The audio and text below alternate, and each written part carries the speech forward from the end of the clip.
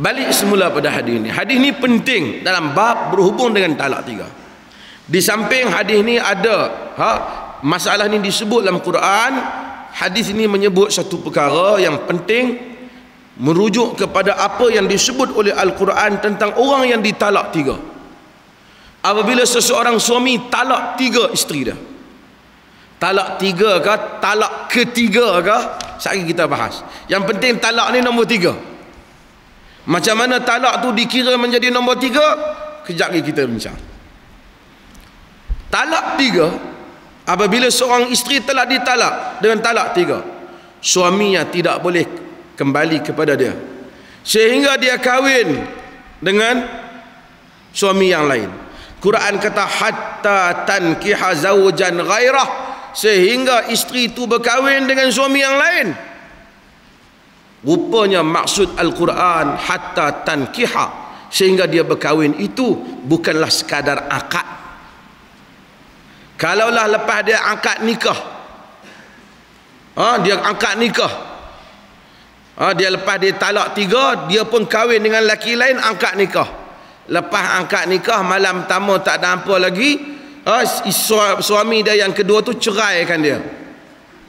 Dia tak boleh kahwin semula dengan lelaki suami pertama, walaupun cerai itu mungkin sah, sehinggalah dia kena jumpa lelaki lain yang kahwin dan melakukan hubungan dengannya. Dalam kes ni, oleh kerana Abdul Rahman ibn Zubair dia tak berkemampuan untuk melakukan hubungan dengan bekas isteri Rifa'ah Al-Quradhi ni, Nabi SAW tanya, hang rasa nak balik kat dia kan? Nabi tak boleh, sehingga hang kena kahwin, hampa kena mengecapi nikmat hubungan seks. Tidak semestinya turun, dia panggil, tidak semestinya inzal.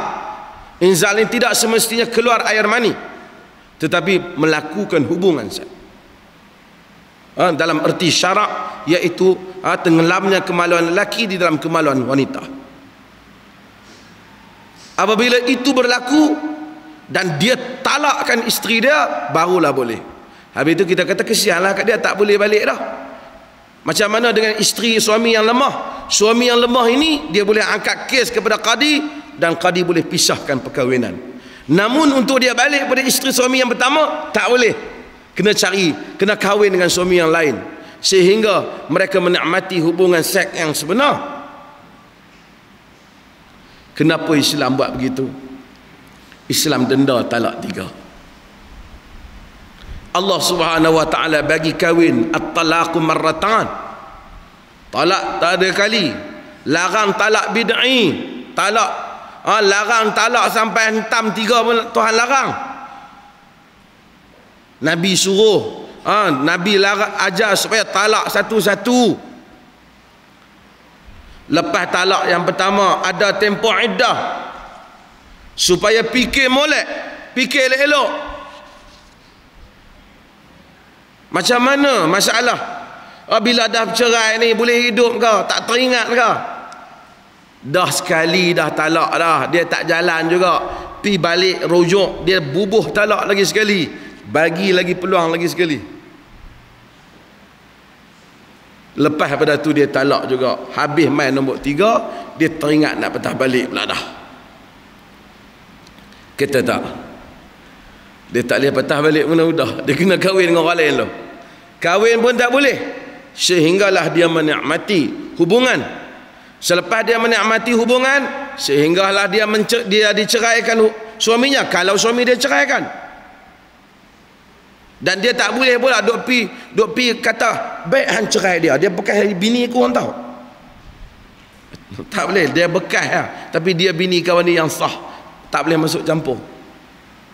Jika kita baca, saya sebut dalam buku ayahku, Hamka sebut inilah perangai buruk golongan pengurusan agama di Indonesia dahulu. Apabila ada isteri yang ditalak 3, maka isteri itu pun teringin nak patah balik kat suami dia, suami dia pun teringin nak balik kepada isteri dia, maka dia angkat Tok Qadi ni buat akad nikah dengan mana-mana lelaki yang tak apa-apa.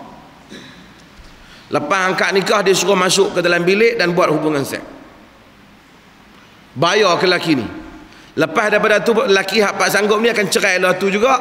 Kemudian dia akan tunggu iddah. Lepas pada tu dia baru akan kahwin semula.